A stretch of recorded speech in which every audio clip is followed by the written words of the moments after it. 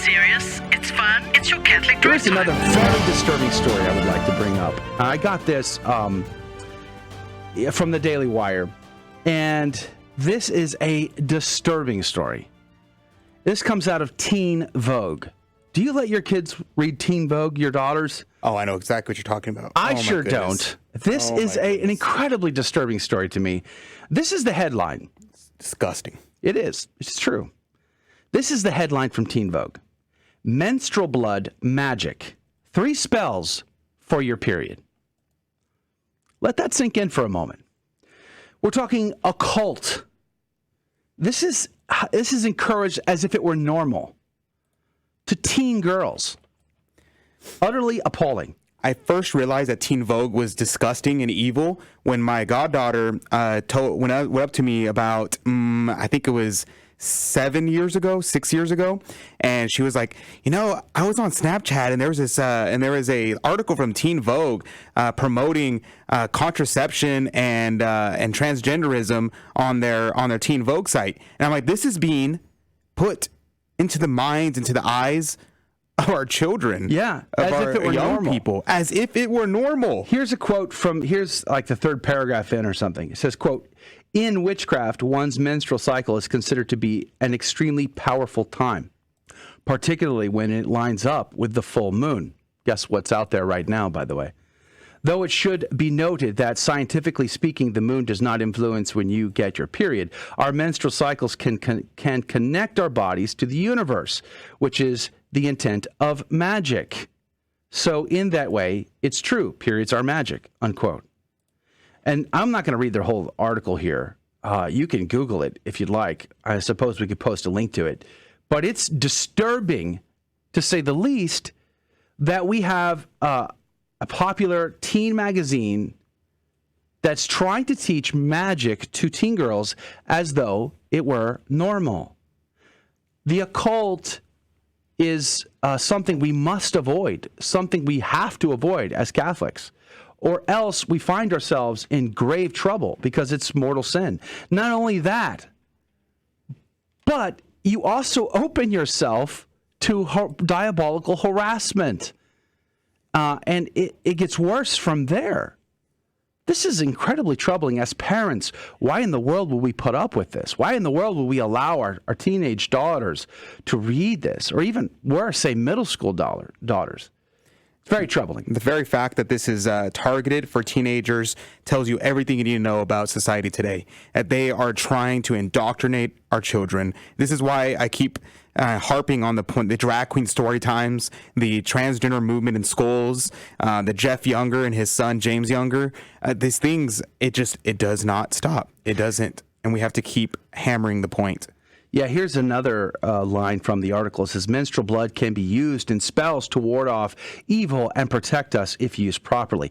Now, that's a little white lie. That's a misnomer there. Big white lie. The occult, witchcraft, these types of things, they're only evil, okay? I remember listening to Zachary King, who was an avowed Satanist, who had a mystical encounter with Our Lady, Queen of Heaven and Earth, and she helped to bring him to Christ. And he has been spending his days ever since trying to warn people about the diabolical and the occult. And he often will tell you that this whole white witchcraft stuff is a lie of the devil to fool you, to make you think that things are normal when they're really not, that they're good and they're not.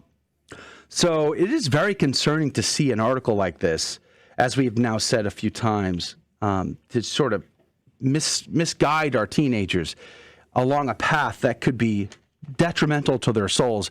Not only that, but to those around them as well.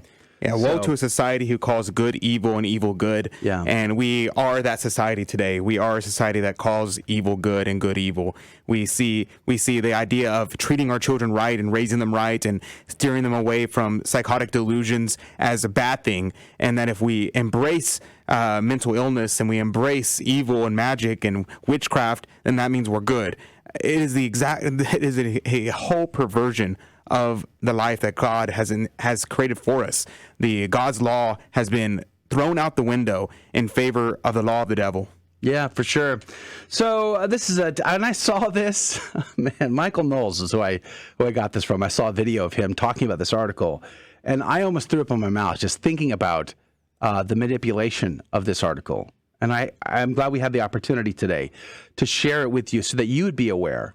And hopefully, prayerfully, you're not allowing your teenage girls or middle school girls to read Teen Vogue.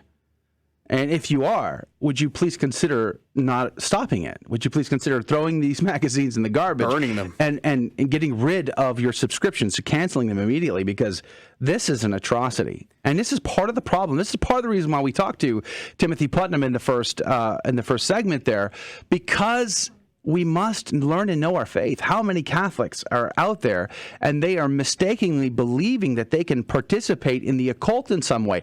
Remember we talked to the former U.S. Marshal about Santa Muerte? And we've had Jesse Romero on several times talking about it. I mean, there's just so many times in our family life where we can run across occult-like things. And if we're not educated and well-informed, then we will not know that our family members are under attack.